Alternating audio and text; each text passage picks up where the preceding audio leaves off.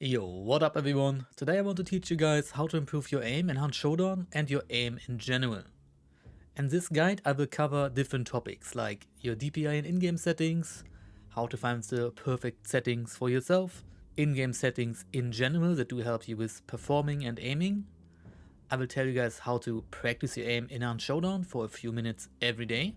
And I will show you guys how good players manage to be more consistent than the average player and even on bad days outperform their opponents. Before we jump into the guide, I don't want to discourage you, but there is no shortcut to getting better aim. It doesn't mean you can't improve rapidly by using these tips, but there is no setting or perfect DPI in-game sense that will magically turn you into a human aimbot. Aiming in FPS games boils down to hand-eye coordination, and it's a skill that you have to practice for a long period of time. And while you will improve every day, the differences won't be noticeable on a day-by-day basis, but you will improve only slightly, and the differences will be more noticeable after a few weeks.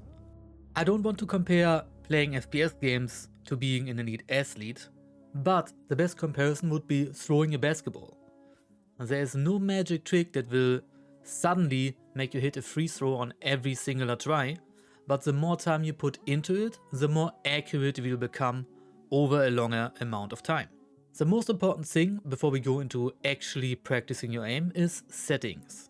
When it comes to aiming, there are usually two terms thrown around the community: high sense and low sense, which refers to how much mouse movement translates to movement onto your screen. High sensitivity, high sense, means that you have to barely move your mouse to create movement on your screen. A little bit of movement creates a lot of movement, if that makes sense. You only move your mouse a little bit, but it actually moves a lot on your screen. A low sense, on the other end, is having to physically move your mouse a lot to create movement on your screen. Now, there's no right or wrong here. It all comes down to preference. Let me tell you the up and downsides of high and low sense. High sense has the benefit that performing movement maneuvers like 180 or 360 degree turns or more are incredibly easy to do. You can use your wrist to aim and barely have to adjust your arm while playing. It usually feels more comfortable to use when getting into PC gaming, and does not require a lot of desk space since, like I mentioned before, you barely have to move your mouse to perform actions on your screen. The downsides are that even the smallest amount of movement translates to a lot of movement on your screen, which requires you to be incredibly precise when playing FPS games, and even the slightest mistake will lead to you missing your shot. Usually high sensitivity players tend to be incredibly inconsistent. On one day they hit their shots, the next day they can't hit anything, since they have to be 100% concentrated to perform well, which is hard to do since situations like a bad night of sleep, an exhausting day at work, or being tired after a gym session can highly impact how concentrated you are that day. And if you're only 90% concentrated, you are more likely to miss your shots. There's not a lot of room for error, if that makes sense. You moving your mouse a little bit more or a little bit less than usual makes you miss your target completely. It often is hard for higher sensitivity gamers to perform micro adjustments, for example aiming at a hunter's head at 100 plus meters, because it requires absolute pinpoint precision to do that. It is not impossible to do, but definitely not the easiest task. High sense feels convenient in close quarter combat, since the targets are bigger and easier to hit, while it can feel awkward to hit precise shots at longer distances, especially with iron sights, like I mentioned already.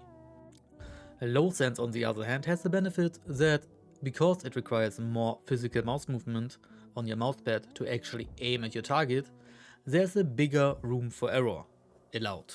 Since you can imagine that even if your movement is slightly off, it usually doesn't matter since you're still aiming in the general area you meant to hit.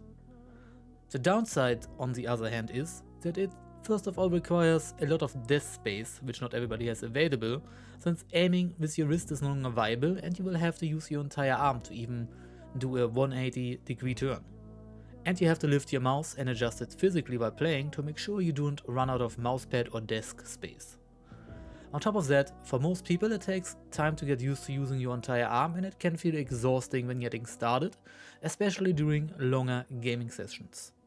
The benefit is that it becomes easier to aim at a hunter at longer ranges, while the downside is that fighting in close range requires you to rapidly move your arm around to hit your shots, which can obviously be learned with time though. I myself play more in the lower end of the effective DPI spectrum. Effective DPI means multiplying your mouse DPI and your in-game sense, which makes it easier to compare mouse speed with other players. I play on 400 DPI and 1.0 in-game, which means my eDPI or effective DPI is 400. This doesn't mean that these settings are optimal for everyone. But how do you find your optimal settings? First of all, you have to decide if you would rather play a higher or lower sense. There are no wrong answers here, like I mentioned before. And there are great players in every FPS game on both ends of the spectrum. I have to admit though that most FPS veterans lean more towards the lower sense area, since it makes it easier to be consistent once you have learned to use your entire arm for aiming and have enough desk space available for yourself. Also, it is worth mentioning, from a health perspective, you are less likely to develop carpal tunnel syndrome when using your entire arm to aim, since it reduces the total amount of wrist movement you perform. I still use my wrist for micro adjustments, but I mostly use my entire arm to aim. Intense wrist movements that players usually perform while using higher effective DPI put more strain onto the median nerve in your wrist, which increases the chance to develop carpal tunnel syndrome. That doesn't mean that a high sense player will develop carpal tunnel, there's just a higher likelihood of it happening. Also, I would like to mention to look up gamer stretches on YouTube, which will help to prevent carpal tunnel even more from happening. There are no numbers that make something a high DPI or a high sense or low DPI low sense, but I want to say if you exclusively use your wrist to aim, then you're more on the high sense spectrum, and if you exclusively or mostly use your arm to aim, you're more on the lower end of the spectrum. Alright, my next advice is to always use the same settings in every FPS title. You can easily do that by using calculator websites that do that for you. I myself play the same settings in every FPS title I do play. This helps me to stay consistent and my brain doesn't have to relearn how to aim every time I swap to a different game. Doesn't mean you have to be 100% precise, but for example, if you play Hunt and you play on a lower end DPI, lower end effective DPI, and suddenly you play like a game like Arc Raiders for example, and you play incredibly high DPI, it might be hard for you for the first couple of games to adjust when swapping between the two titles. I will have a link in the comments for a calculator that I usually use, but you can simply Google them yourself, they all kinda work the same. Back to the basketball example. Imagine that every time you play basketball, the ball is significantly heavier or lighter, which would make it harder for you to perform consistently, since you'd always have to adjust based on how much force is required to throw the ball. Which is why the NBA has a weight rule for basketballs, for example. It is all about consistency in your setup so you can perform your best. This also means you shouldn't swap your settings every time you feel like you have an off day. A lot of people swear by it, but it hurts your aim long term. Changing DPI or in-game sense kicks you out of your autopilot mode. Sometimes you're just not concentrated and you're kinda just going through the movements. And when you do change your DPI, your in-game sense, suddenly your brain is confused and has to concentrate a lot to actually aim, because your brain is, like I said, confused that the same amount of movement on your mouse suddenly translates to a different amount of movement on the screen, which naturally makes you concentrate since everything feels a little bit unfamiliar. So I usually recommend to just stick with the same settings. But how do you find your perfect settings? How do you find the perfect sense and DPI that works for you? The answer to that is, try around with settings and find your preferred DPI and in-game sense. But once you feel comfortable, try to stick with it. Some players want to go low sense from high sense or vice versa and then slowly lower or higher the DPI or in-game sense per play session, while they should rip the band-aid off and play on whatever setting they feel like playing. And again, how do you find the perfect setting for yourself? I have some good advice for you. jump into the shooting range and you want to do two things. First of all, you go to the dummies in close range and try to track them while moving around them. It shouldn't be too much of an issue. You should be able to comfortably aim at them while moving around them and while ideally not getting off target. But then you go to the dummies outside the fort and aim at them at 50, 80, 100 plus meters, and ideally you want to be able to draw the outline around them and easily be able to aim at the heads at the very least. As long as you can do that with your settings, you're good to go. You want to be fast enough that you can track a target at closer range, but at the same time you want to be accurate enough at a distance that you can easily aim at something that is 100 meters away from you. Those are two skills very important in Hunt Showdown, but in FPS games in general. I also recommend for consistency purposes to adjust your hipfire, ADS and default in-game sense to the same speed. You can also use a calculator for that. I show a website here on the screen right now, and I will link it in the comments in the pinned comment as well. This makes it a lot easier for you to learn your mouse movement, since there is no inconsistency between the three different mouse settings or fire modes, whatever you would like to call them. Since there are major differences between your in-game senses, it becomes harder for yourself to adjust between the settings. Like I said earlier, the more consistent your mouse speed, the easier it is for you to better your hand-eye coordination to become consistent. It doesn't have to be 100% precise. For example, I didn't have those calculators when I started playing Hunt in 2018, and I have all my settings on 1.0. It works for me, but just as a general train of thought, try to get them close together because it helps you long term. This also helps you to perform movement after shots or in between shots, which especially on default settings can be hard to do since your ADS sense is incredibly lower than your default sense. While a low ADS sense helps you to aim at targets in the distance, it 100% makes it harder to be consistent, and it takes more time for your brain to adjust between the different speeds, and on top of that it is worth keeping in mind that when playing other FPS titles or most other FPS titles, you don't have an ADS, hipfire and default sense, or not even a hipfire and an ADS sense. So if you jump between FPS titles a lot, it is worth considering to have one mouse speed, since it makes it easier to jump between titles, like I said earlier, for example going from Ark Raiders to Hunt Showdown, or when you play Valorant or any other FPS title. Okay, now we talk about how to practice your aim. Especially since centered crosshair has become an option, you could simply use one of the many aim trainers available, like AimLabs for example. And use the websites I showed you earlier to transfer your hunt settings into that specific aim trainer. This 100% will work, but has a downside that it doesn't create weapon sway or aiming with the iron sights provided by Hunt Showdown. I personally recommend using the shooting range. Pick a weapon of your choice and then practice your aim on the target dummies. Remember, the goal here is to challenge yourself. So try to randomly jump between targets. I'd recommend doing that for 5 to 10 minutes before every hunt session. Aim is a skill that improves with time, and hammering your head against the wall for hours won't give you better results. It is more about consistency over a long period of time than simply just putting in hours. I have not done the science on it, but there's definitely a diminishing return on training your aim. So try to make it a regular thing and don't just spend 10 hours on the shooting range and hope for the best. After shooting at dummies at a closer range and challenging yourself trying to flick between targets, moving in between shots, I'd also recommend going on top of the wall and shooting at targets at the medium to long range for another 5 to 10 minutes, so you practice your close range skills with the dummies in the shooting range, and you practice your long range precision aiming skills on the dummies outside the shooting range. Try to move between shots and shoot the dummies in different patterns to challenge yourself as much as possible. That would be perfect if the shooting range had moving targets, but I think it works quite well.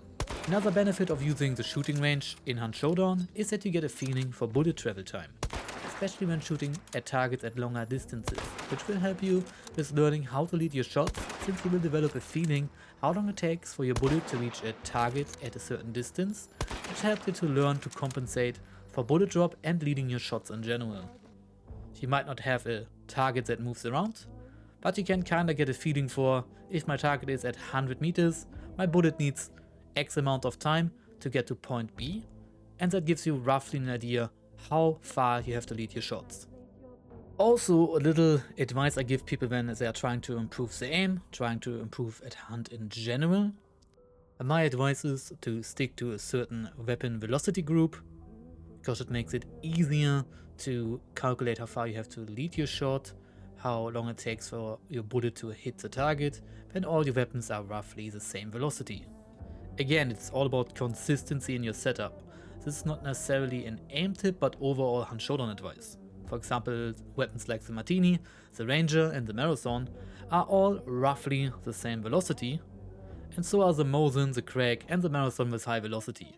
It doesn't have to be exactly the exact velocity down to the last dot, but being able to play weapons in the same velocity ballpark makes it easier for you to get used to leading your shots, which will make you better at Hunt Showdown in the long run. Okay, now we move on to aim styles. A lot of people do believe that flick shotting, aka rapidly flicking across your screen to hit your target, is the pinnacle of skill and the goal of training your aim. And while I have to agree that it looks impressive to flick shot your enemy, I also have to say that flick shotting should never be your default way of playing any FPS title. And more should be seen as a break in case of emergency kind of solution. I hit flick shots myself, like you can see here, when I need to on a regular basis, and practice them in the shooting range like I explained earlier as well, but I don't use them as my default playstyle. When it comes to getting better aim, a very important skill most people don't talk about is crosshair placement. That means using information like sound and overall game sense for aiming in an area where you expect your enemy to be or to pop in the screen from, to make sure your shots are as easy as possible for yourself to hit, and only requiring micro adjustments to hit your target. This is why when you watch great players wipe a lobby in Hunt, you often feel like, hey, I could have hit those shots. Or damn, I wish I had those enemies in my lobby, this looks easy. Or damn, those enemies are absolutely terrible, is this 3 stars? I get those accusations quite often since I have great fundamentals and don't play very flashy, like Rakta for example. And the majority of my kills do look easy because I set myself up for success, and this is something everyone can do and improve on quickly when you put your mind to it. That is obviously much easier said than done, but here's a little example when it comes to crosshair placement. You don't want to peek something and then look where the enemy is, like you see here. You can see how that will take quite a lot of time or more time.